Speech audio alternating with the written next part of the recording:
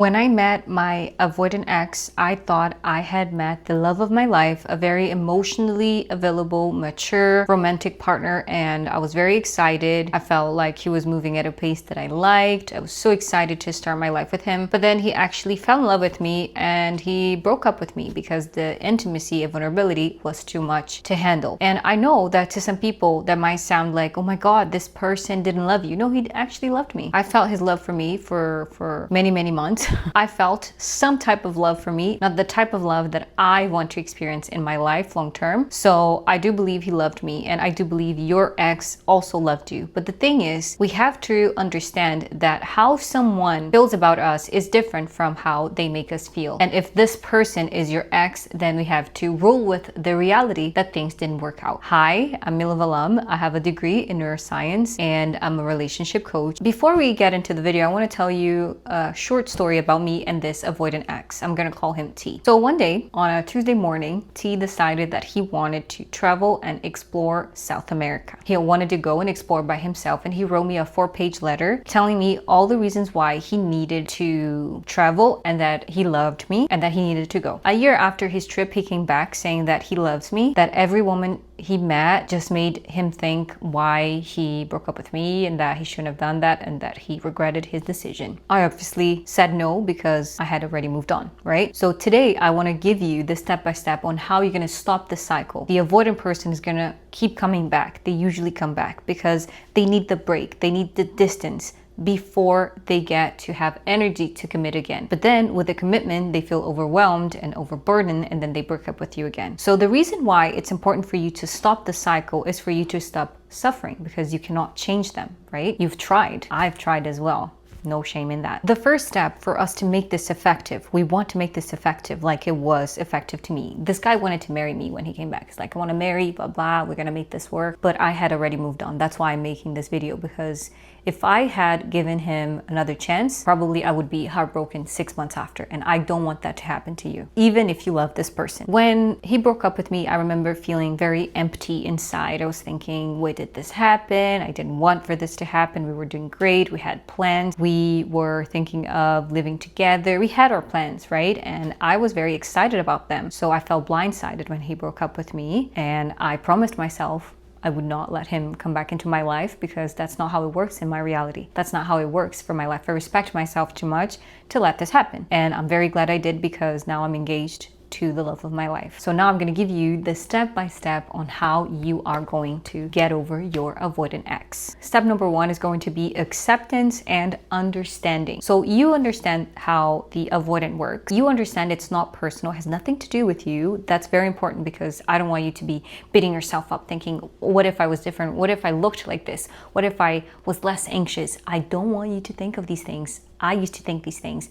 They do not help. They just make you feel bad and they make no sense. So you are going to understand that this has nothing to do with you, and you're going to accept that this is over, and it's over for a good reason. You need to stop the cycle. Step number 2 is actually my favorite, and I call it rule with reality. That is a rule that I have for myself and for people that watch this channel, that we rule with reality, with evidence. You have multiple evidences that probably this is not the love of your life, that the love of your life wouldn't be breaking up with you, wouldn't be avoiding vulnerable conversations, that it would be someone that is interested in you and interested in making things happen with you. So here you need to rule with reality. The reality is that this person has shown you that this isn't going to work. Yes, you want to change him, but you cannot love someone into change. If they don't want to do the work, then they can't do the work, because it takes a lot of willpower. Remember when you needed to change, right? When you wanted to make a change, how much that took from you. Like right now, you want to make this change. You want to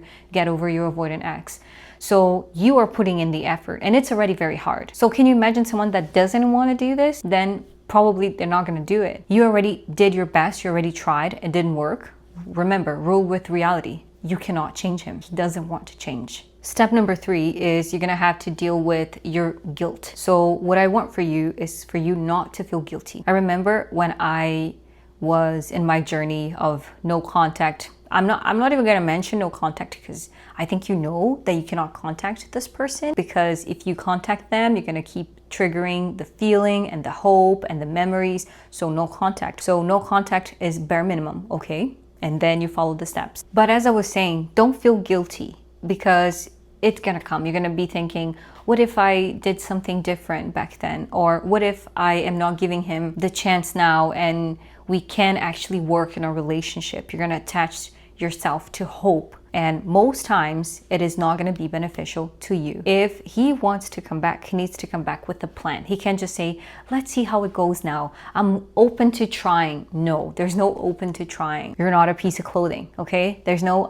let me see how it fits. Let me see if I can wear this. You're not an object. You're a human being. You need a plan in your life. If someone comes up to you saying that, let's give it a chance, I'm open to trying something, no. Tell them to try with somebody else, that you're not going to put yourself in this situation again, because you have self-respect. And I actually made a video about this. I'll link down below for you to watch. So I don't want you to feel guilty about not giving this person a third chance, because probably you gave him already a second chance, or maybe even a third chance. So, you know, there's only so much you can do. Some people only have the chance to be with you once in their lifetime. And if they don't get the opportunity, then it goes away. Step number 4 is going to be learn from it. What is it that you don't want anymore for your love life? What is it that you can learn from it that probably in another relationship you wouldn't learn? For me, for example, when I was with T, he was a very generous person. He would take me to the places that I wanted to go. We would laugh together. I remember this is something that I value and that I wanted in my partner, that I wanted in the love of my life. But T was very unpredictable. I never knew what he was thinking or feeling. He would keep things from me. So I knew that this is not something that I want in my relationship. So even for you to understand what you want and what you don't want in a relationship, this is an experience that you needed to have. And probably you are a little bit anxious. So number 5 is going to be work on your confidence. You're going to be a confident person, because only a confident person can say no to someone that they love because they know that they're not good for them.